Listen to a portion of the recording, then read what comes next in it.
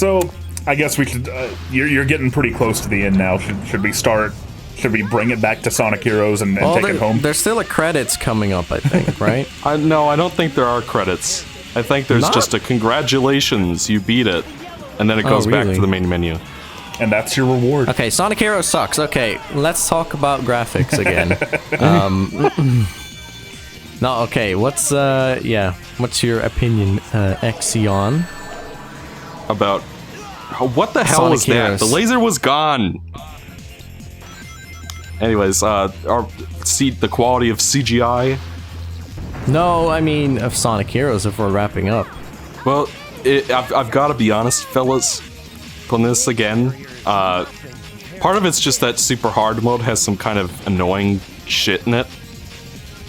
But it is interesting that when we played this last, I'd been playing a ton of this game to get the A ranks and stuff, and I had that muscle memory built up, and then I popped this in to do this morning, and now it's like I'm running into issues that I wasn't before, just out of virtue of being more practiced. Yeah. I don't know. I guess I was gonna be going into the Unleashed review, talk about how I thought that game has bar none the worst controls in a Sonic game. Well, this side of Secret Rings and Free Riders, obviously. But playing this again, there is some jank to it. You have to hold the B button, I think, when you're grinding at the end. And like right now, I just kind of want it to be done, but Yeah. So there is that. I know that feel when you're playing and you're just frustrated and you want to be done and everything goes wrong. That said, nothing will compare to trying to S-rank the fucking DLC stages in Unleashed, which are the devil. Exo, you're spoiling your review in advance. I don't care. See, that's kind of another thing. Let the world know. Let the world be known. Sonic Unleashed S-ranking it sucks ass. That's Exo's message of today. I've seen you struggling with that on Twitter, and I think that's another thing, sort of like we were talking about with Odyssey, in terms of a difference of perspective. Because, I really enjoyed Sonic Unleashed, but I would never, ever, ever try to S-rank the DLC stages. I don't think I ever even beat most of the DLC stages. Exo, if you game over, are we going to redo the whole thing? No, this is the end. There's nothing after this. But you have to complete it. We have to see the message. I'm gonna focus on this. You guys keep talking. All right. What were we talking about? I forgot. Our opinions of Sonic Heroes. Oh yeah. Well, I already said it at the beginning. So, if I play it, I can enjoy it, but there's just too much stuff in there that doesn't sit well with me and that I don't like. Combat being one of them, janky mechanics being one of them, just shallow levels a lot of the time being one of them. So ultimately, kind of like Nick, I'm just somewhere in the middle. It's not bad, but it's not something that I really look back on and go, yeah, that was like an amazing 3D Sonic game. That's it. I think my feelings on it are I spent like 45 minutes making. I have an entire 45-minute video summing it up. But in terms, all right, holding the B button. Let's go, baby. Yeah, finally. Most of that video was sort of portraying like how it hit me at the time and what my opinion of it was then, and why it hit me that way. And like that's not. It's not like things have changed much. Like, playing it again for the video, there was so much of it that I had forgotten that I still didn't like about it. It was, in a lot of ways, it was even worse than I remembered it being. The thing is, I have enjoyed, and I mean really enjoyed, I would count at least something from every single era of Sonic among my top favorite games of all time. From the classics to the adventure era to the boost era, I've always been able to find something in some aspect of the series and what it was trying to do and what it was trying to be that really, really did gel with me. And I think that's because, to me, we've sort of talked throughout this entire piece about, Exo didn't like Breath of the Wild because it wasn't a Zelda game to him. There's a lot of people who don't like certain aspects of the Sonic games, of the Sonic series, because those particular entries don't resonate with what they think of as being a Sonic game. And Heroes certainly does not feel like a Sonic game to me. I think that, for me, one of the most important things is replayability. Oh, there are credits. It is replayability. Okay. It is being, like, the game needs to make it enjoyable for you to go back and play through it again, and you'll get faster, and you'll get better, and you'll sharpen your skill, and doing so is intrinsically rewarding. And I just never felt that way with Heroes. I always felt like replaying stages was just doing more monotonous, busy work because of the way that the gimmicks were set up. Combat wasn't fun, puzzles weren't fun, it was all just a bunch of time-wasting chores, basically, designed to pad out the game. So it never felt like a Sonic game to me. And still doesn't. And that's ironic, because people complain that the levels are too long, and that maybe that's because of stupid shit like puzzles that don't add anything and repeated set pieces, you know? Mm-hmm. That's probably the reason why people call them long in the first place, because they feel long. Well, it's interesting to note that, because playing Sonic Unleashed again and trying to S-rank those stages, they're about the same length, and they feel longer because they feel longer to me anyway, because it is so spectacle focused and so focused on speed. You know what I mean? It's like I play Adabat. The level's only like 5 minutes long, but it feels like 10 minutes. I don't know how to describe it. And I think, I mean... It's kind of like, I saw this video on the Michael Bay Transformers movies that argued that the reason you don't remember what happens in any of them is because the film language of how everything is shot is telling you that everything is important, so you remember nothing. Mm-hmm. It's kind of like that. That's what Sonic Unleashed feels like. Man, EXO, with this Unleashed video, you're gonna make contrast. With this Unleashed video, you're gonna make the generation ahead of you upset. You know that? Like well, I know, but it's like I put in over 30 hours into the 360 game. I have earned the right to criticize it. Oh no, look, I'm not saying you're wrong. Even I'm not saying Unleashed. That like you're wrong to do it. I see so many people nowadays who are like in their really early 20s or even younger who remember Unleashed as like the greatest Sonic game, and have so much reverence for it. When I played it originally, I didn't know about 06. Or that Sonic was in the shitter, apparently. At the time, I just thought, why is this game completely different from Sonic Adventure? Oh, that's so weird. That, of course, it makes perfect sense that you'd be able to experience that way, but, like, having it in context of coming 2 years after 06 is so, like, integral to the way that I even think about it. Yeah. But honestly, I feel like... I know, we've talked plenty about this, but just the fact that the way that the context that people experience that in, like if I was a little kid playing Sonic Unleashed, and I had no expectations for how the game should play, I probably would have liked it a lot as a kid. But because I went into it, it was a completely different gameplay style. The controls still, for me, just don't feel right. Maybe it's just that I'm so used to generations and colors as opposed to that. But it's just playing Unleashed, it just feels wonky. It was definitely, no matter how long I play it. It was definitely massively improved in the sequels in terms of like how controllable Sonic is. Like I love Unleashed. I've never been so thoroughly split on a Sonic game as I am with Unleashed. Like I love Unleashed. At least on the 360. I think the Wii version is a legitimately good Sonic game that I would recommend to people, but the 360 one is just like, I like the Werehog half, and I'm very, very, very mixed on the day half. And they're, especially when, because, you know, it's just like, RZ, you said that A-ranking Heroes colors so much of your opinion of this game. Like, especially how the mechanics can be wonky, because if you're just playing it casually, and you die because you miss a pumpkin ghost or whatever, it's just like, whatever, you move on. But when you're A-ranking the game, something like that becomes so much bigger. Yeah. And because I played Unleashed that way, it's a better experience casually, but the 100% experience is a complete nightmare. And it really highlights how wonky the controls are and just how clearly nobody playtested the S ranks. But I'm getting ahead of myself. A little bit. I like this game still. It's like I said, playing it again after, just the experience of the last time we recorded this versus now, and just being practiced versus not.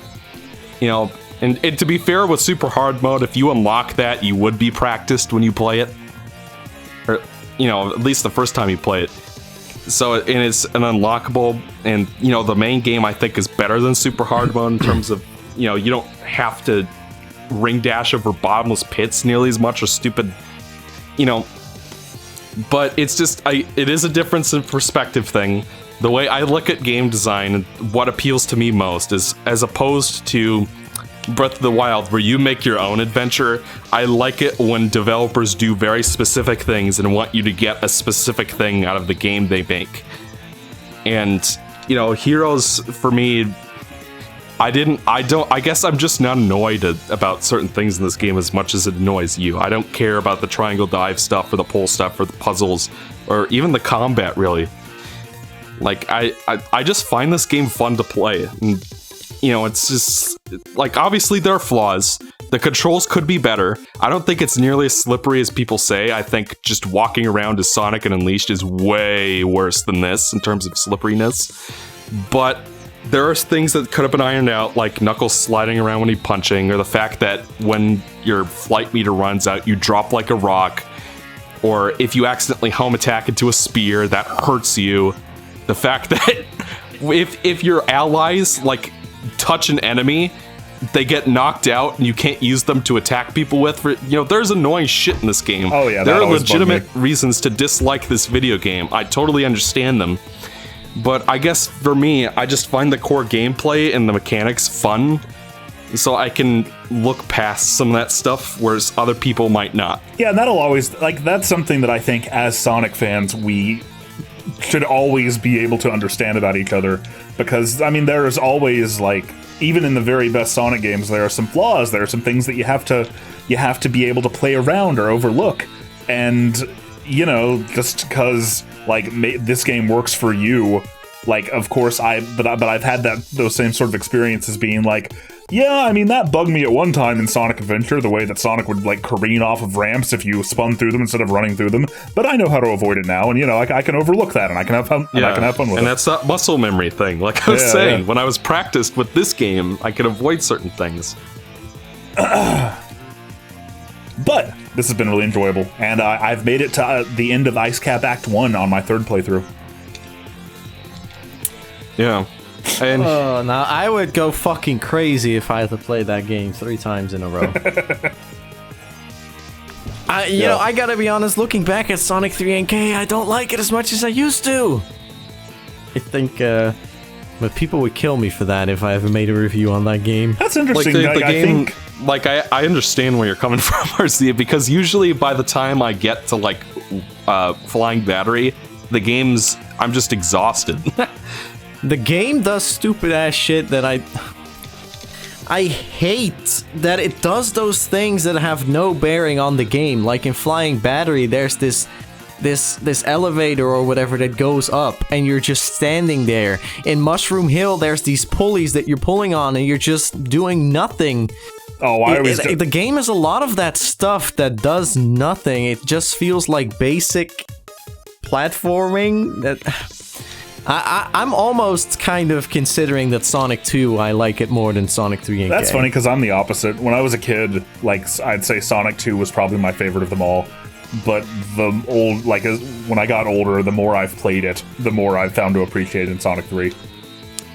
I feel like 3 and K is not as well paced as Sonic 2.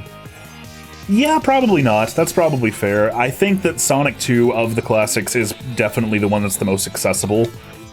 But I think Sonic 3 sees more reverence among fans because it has a higher skill. Unlimited continues, it is. It has more variety. It has a higher skill ceiling. Exa, would you say that you prefer the Sonic 2 remake on phone over Sonic 3 and K vanilla? I'm gonna surprise you, RZ. I think I might have turned around on Sonic 2 altogether. I think it is a good model for Sonic level design. I don't like the instant, the surprise hazard shit, but I just mean in terms of like the overall level structure. Yeah, and the game tanks after Mystic Cave, let's be honest. Well, yeah. But, I think it has the best flow to it. It doesn't really have a lot of stuff that wastes your... kind of, whether you're more of a Mario person or a Sonic person, you can find something to like in that. Yeah, that's what I mean in by Sonic 2, it feels accessible. like there's always a way to skip slow shit, almost. And in Sonic 3 and K, there's just so many times that I'm standing there and I'm like, why can I not avoid this? Why can I not circumvent this? Whereas in Sonic 2, you can. Well, like, aside from flying batteries, like, elevators, which do annoy me, like, what else is an example of that in Sonic 3? Sandopolis is one gigantic slog. Bunch of pushing blocks and waiting on blocks and pushing things to open doors. It's all it feels so. It has no sense of flow to it to me. Yeah. And then in the Death Egg, and then Lava Reef, the second act is also, it's a lot of blocky. There's things moving in the way that you cannot avoid at all. And then Death Egg has these loopy circle things that you go through, and it does all these loops all over the place when I just want to move on. Oh, I always just jump over those. But I know how to do that because I've played the game so many times. Admittedly, like, I remember getting really annoyed with that. Like, I just feel like Sonic 2 doesn't waste my time as much as Sonic 3 and K does. Yeah, that's fair. Well, so let's wrap this up. Let's wrap 3 this hours up. in. You might have an entire part dedicated to a menu screen. Hell yeah. Welcome back to part 37 of the Sonic Heroes main menu. So RZ, how about we'll start with you? Where can people find you, and what do you do? You can find me on the youtube.com/retropoliszone. I make the videos. At least I did 7 months ago. I uploaded the video, but yeah, there you can find me. I basically do the same stuff as these other two guys, in-depth reviews and stuff like that. And yeah, I don't know what else to say. Again, everybody knows me, Exo. Everybody knows me if they know you. And what about you, Mr. The Geek Critique? You can find me on YouTube as The Geek Critique. I just opened up a t-shirt store, so that's nice. But yeah, what I've got coming up next and what I've been working on is a 3-part series on each of the 3 Sonic Advance games in the trilogy. I was originally going to do them all as one video, and then I started playing them, and I was like, okay, 1, I have way too much to say. 2, all 3 of these games are really, really different from each other, so I decided to split them up and do them justice. So that's been really fun. The first 2 videos are up now on my Patreon, so for $5 backers. So go check those out, folks. Give it a shot. Where can we find our Nikon Aqua manga? Yeah, you can find him on Nikon Planet Ripple. He has a YouTube channel, and he also has a fantastic series of graphic novels out called Planet Ripple, which you can get both digitally and in print on Amazon. There are 4 volumes out right now. He's working on volume 5. I get to, like, test read them. Like, he'll call me up and he's like, hey, I've got some more Planet Ripple ready. You want to read some of that? And I'm like, sure. And they are very good books. It's about a girl with disabilities growing up in a post-apocalyptic water world who learns to turn what would be perceived as weaknesses into advantages, and how she tries to find a foothold in this very unforgiving world. And, you know, it's the Navy versus a gang of ruthless pirates, and it's all hand-drawn and hand-inked on the computer. And yeah, they're very impressive books. I highly recommend checking them out if you can. So, yeah. Well, guys, thank you very much for joining me for this playthrough. Thank you for inviting me. And we'll see about getting as many of you guys on for the last story segment as we can. That's it. I'm looking forward to that. Just to see what gonna kind be a of total shit shit show show. that will be. Yeah, but until then, I'm Exo. Until then, EXO buy Resident Evil 2 remake. That's all I'll say. Okay, well when I finish with Unleashed, maybe. So yeah. Okay. Until then, I'm Exo, and we'll see you guys for the finale of the Sonic Heroes playthrough. Bum, bum, Bye. bum.